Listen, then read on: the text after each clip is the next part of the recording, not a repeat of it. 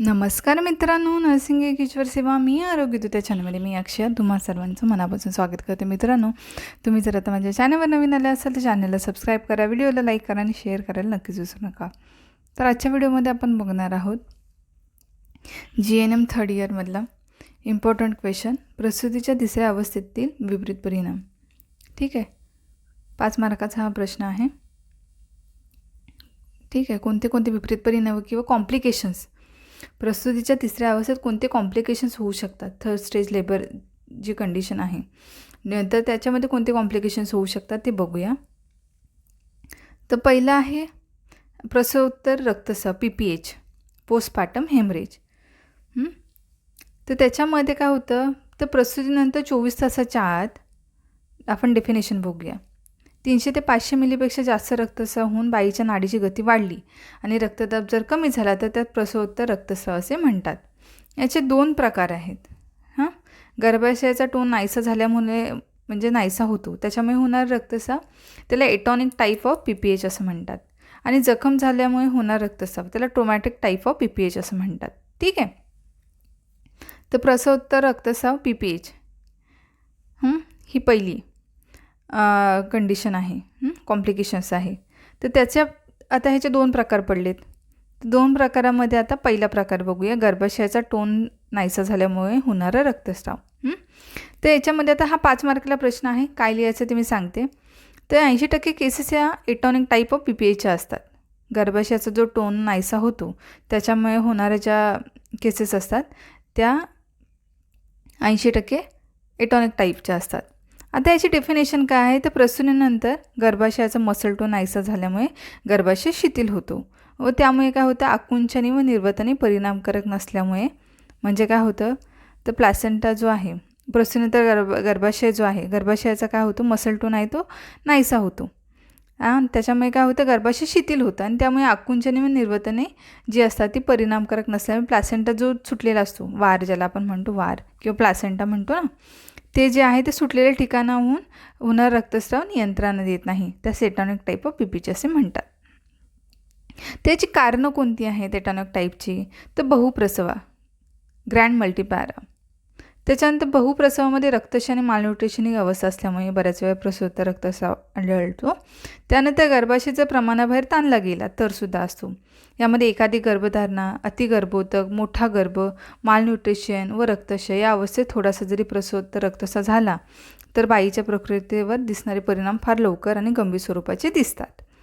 प्रसवपूर्व रक्तस्राव झालेल्या स्त्रियांना, जे प्रसवपूर्व ज्या रक्तस्राव आहे त्या स्त्रियांना असा त्रास होतो. दीर्घ प्रसूती असते, प्रसूतीसमयी भूल दिली म्हणजे जी अनस्थिशिया देतो तेव्हा, पिटोसिन ट्रीप देऊन प्रसूती घडून आणलेली असल्यास बऱ्याच, ठीक आहे, ऑक्सिटोसिन या औषधामुळे गर्भाशयाची आकुंचन शक्ती कमी म्हणजे शक्ती वाढते. जो ऑक्सिटोसिन आपण म्हणतो ना, इंजेक्शन देतात ऑक्सिटोसिन, तर त्याच्यामुळे काय होतं, आकुंचन शक्ती वाढते. त्याबरोबर निर्वतन शक्ती वाढलेली नसते, त्यामुळे प्रसूतीनंतर रक्तस्राव होतो. गर्भाशयाच्या प्लॅसेंटाचा लोब किंवा मेम्ब्रेनचा तुकडा आतमध्ये राहिला तर मग हा म्हणजे आपला रक्तस्राव होतो. त्यामुळे प्रसूतीनंतर रक्तस्राव होतो. गर्भाशयामध्ये प्लॅसेंटाचा लोब राहिल्यामुळे किंवा तुकडा राहिल्यामुळे मेम्ब्रेनचा, तसे रक्ताच्या कुठल्या राहिल्यास, गर्भाशय दुभागला गेल्यास, बायकॉर्नेट युट्रस जर म्हणजे गर्भाशय जो आहे, युट्रस आहे तो दुभागला गेला असून जर पडद्यामध्ये प्लॅसेंटा रुजलेला नाही असल्यास रक्तस्राव होतो. बायकॉर्नेट युट्रस असेल, एका गर्भाशयामध्ये 2 गर्भाशय असतात, तर त्यावेळेला काय होतं, प्लॅसेंटा जर तिथे जर रुजलेला असेल, जर पडदा असो त्याचा, एक युट्रस असतं त्याला, कधी आता युट्रसमध्ये पण 2 भाग असतात. युट्रसच्या एकाच युट्रसमध्ये 2 डिवाईड केलेले असतात. कधी एकच 2 युट्रस असतात, त्याला 2 सर्विक्स असतात, म्हणजे 2 तोंड असतात. असे वेगवेगळ्या प्रकारचे युट्रस असतात. तर त्याच्यामध्ये पण होतं. गर्भाशयामध्ये ट्यूमर असेल तर निर्वंतनाची क्रिया व्यवस्थित न झाल्यामुळे प्रसूतीनंतर रक्तस्राव होतो. ठीक आहे, प्रसूतीची तिसरी अवस्था, ठीक आहे, याच्यामध्ये होतो. आता नंतर आपण दुसरा बघूया, जखमेमुळे होणार रक्तस्राव, प्रसूतीनंतर रक्तस्राव, जखमेमुळे ट्रॉमॅटिक टाईप ऑफ PPH. मग ह्याच्यामध्ये काय होतं, तर प्रसूती होत असताना काय होतं, जनन मार्गाला इजा झाल्यामुळे रक्तस्राव होतो.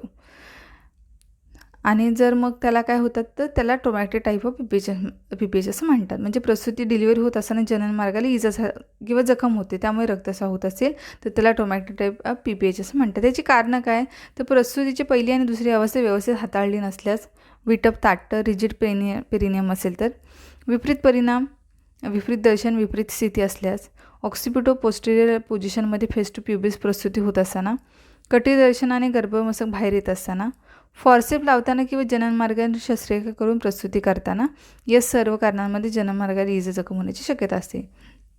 जखमेमुळे होणाऱ्या रक्तस्रावामध्ये प्रसूती होत असताना जर जखम झाली किंवा त्याच्यामुळे इजा झाली तर रक्तस्राव होत असतो, त्याला ट्रॉमॅटिक टाईप ऑफ PPH असं म्हणतात. तर याच्यामध्ये प्रसूतीची पहिली अवस्था आणि दुसरी अवस्था म्हणजे व्यवस्थित हाताळली गेली नाही, हँडल नाही झाली. विटप ताटर असेल, रिजिड पेरिनियम, जो आपण विटप असतो म्हणजे आपण जिथे एपिझोटॉमी देतो तो पेरिनियम, तर तो ताठर असल्यास, विपरीत दर्शन व विपरीत स्थिती असल्यास, ऑक्सिपिटो पोस्टेरियर पोझिशनमध्ये फेस टू प्युबिस प्रसूती होत असताना, कटी दर्शनाने गर्भमस्तक बाहेर येत असताना, फॉर्सेप लावताना किंवा जननमार्गाने शस्त्रक्रिया करून प्रसूती करताना, या सर्व कारणांमध्ये जननमार्गाला इजा होऊन जखम होण्याची दाट शक्यता असते.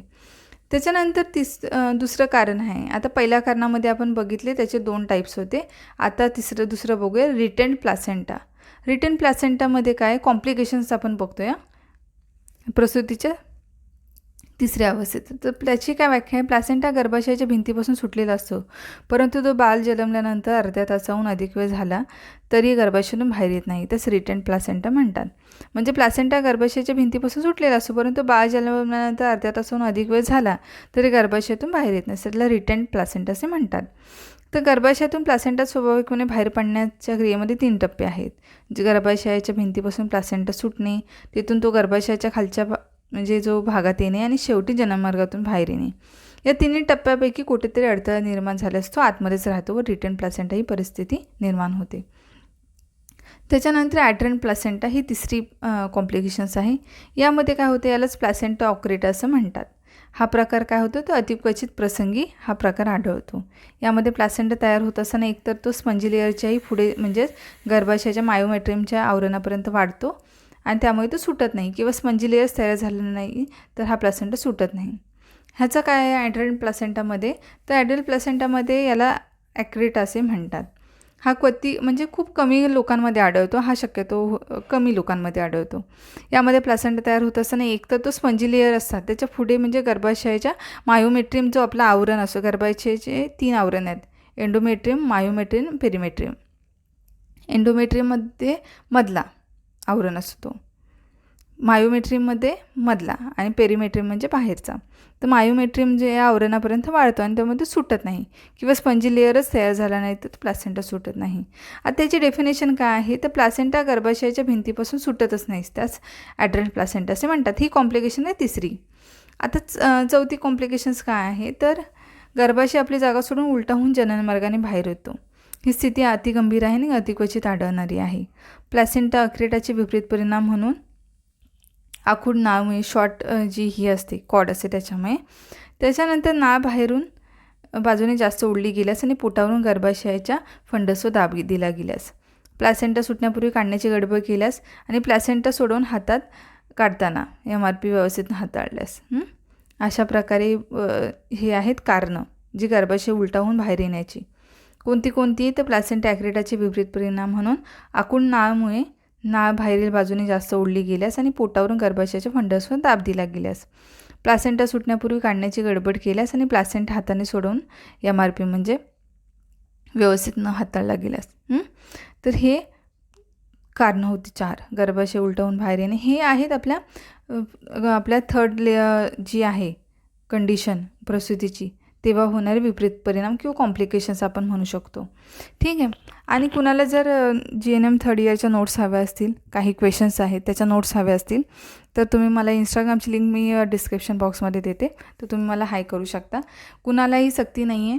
मी असंही म्हणत नाही आहे की माझ्या नोट्स सगळ्यांनी फॉलो करा. तुम्हाला ह्याच्यात सोडीने अजून काही नोट्स असतील अवेलेबल असतील, रिसर्चच्या ज्या आहेत बेसिकली त्या तुमच्या नर्सिंग ट्युटर शिकवतात किंवा तुमच्या सिनियरच्या नोट्स आहेत, तर त्याच्यामध्ये काय ॲड करून तुम्हाला अजून छान क्वेश्चन पेपर तुम्ही नोट्स काढा. आता एक्झामला थोडे दिवस राहिलेत, तर त्याच्या नोट्स काढा आणि त्याचा स्टडी करा. तुम्ही जर फोकसली अभ्यास केला कंटिन्यू तर तुम्ही आरामात पास होऊन जाणार, काही टेन्शन नाही आहे. मिडवाईफरी कम्युनिटी इझी आहे. त्याचं थोडंसं तुम्हाला इम्पॉर्टंट क्वेश्चन्स जे आहेत ते घेऊन त्याचं स्टडी करणं गरजेचं आहे. ठीक आहे.